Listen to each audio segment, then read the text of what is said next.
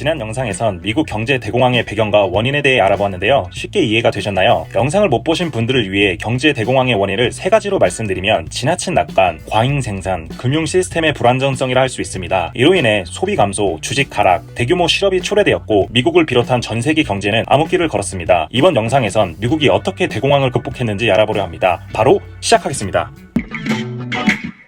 1929년 미국은 경제 대공황이라는 재앙에 직면했습니다. 실업률은 25%에 달했고 많은 청년들은 직업을 얻지 못했습니다. 이 시기에 사람들은 희망을 잃고 사회는 우울감에 시달렸습니다. 대공황이 시작된 지 4년이 지난 1933년 민주당의 프랭클린 루즈벨트가 미국의 새로운 대통령으로 당선되었습니다. 그는 미국 경제를 다시 일으킬 방법이 필요했습니다. 그래서 대담한 계획을 세우죠. 바로 뉴딜 정책입니다. 루즈벨트는 대공황을 극복하기 위해 정부가 적극적으로 시장에 개입해야 한다고 믿었습니다. 하지만 당시 미국 경제는 보이지 않는 손을 추구했으며 정부가 시장에 개입하는 것은 공산주의나 경제 정책으로 치부했습니다. 그래서 루즈벨트는 본인과 생각이 비슷했던 영국의 경제학자 존 메이너드 케인즈를 초청했습니다. 당시 케인즈는 총수요 이론을 제안하며 경제를 활성화하기 위해선 정부가 적극적으로 지출을 늘리고 공공사업을 통해 일자리를 창출해야 한다고 주장했습니다. 루즈벨트는 케인즈의 주장을 받아들여 그 유명한 뉴딜 정책을 추진하였습니다. 뉴딜이라는 이름은 새로운 거래 또는 새로운 협상이라는 의미를 가지고 있습니다. 여기서 딜은 경제적 거래나 협상을 의미하며 루즈벨트 대통령이 제안한 정책들은 기존의 경제 체제와는 다른 새로운 접근 방식이라는 점에서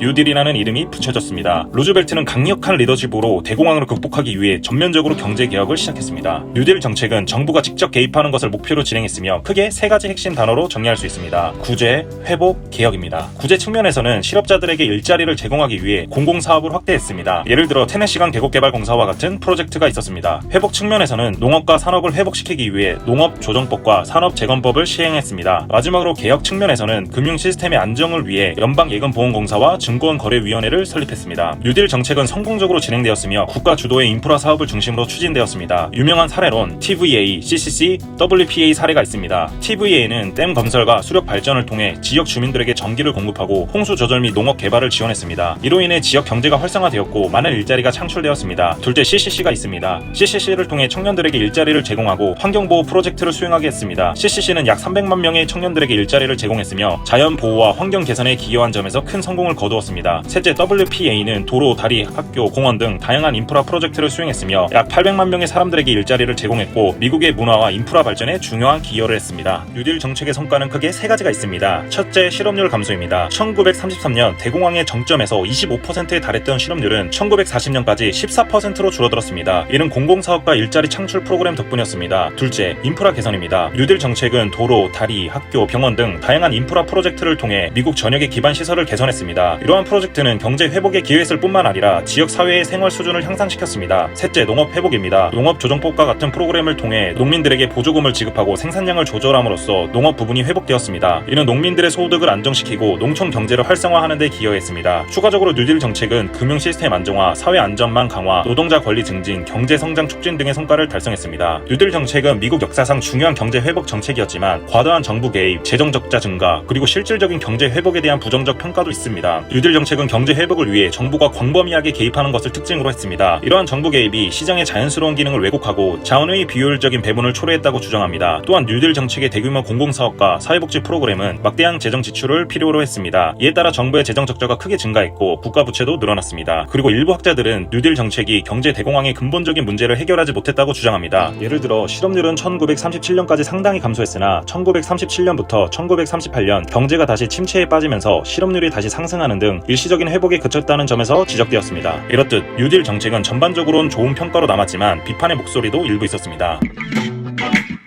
뉴딜 정책은 대공황이라는 극단적인 경제적 위기 상황에서 시행된 조치였지만 그 효과는 단순히 경제 회복을 넘어 사회 구조와 경제 체제 전반에 걸쳐 많은 변화를 가져왔습니다. 비록 단기적인 성과와 장기적인 영향에 대한 논란은 있지만 뉴딜 정책이 정부의 경제 개입 필요성을 입증하고 사회 안정망을 확립했으며 금융 규제를 강화하여 경제적 안정성을 높였다는 점에서 역사적으로 중요한 의미를 가지고 있습니다. 또한 해당 정책은 현대 경제 정책의 기초를 마련하고 이후 다양한 경제 위기 상황에서 정책적 방향성을 제시하는 중요한 사례로 평가받고 있습니다. 오늘은 미국이 경제 대공황을 어떻게 극복했는지 알아봤는데요. 영상이 도움이 되셨다면 구독과 좋아요, 알림 설정 부탁드립니다. 그럼 다음 영상에서 만나요. 안녕!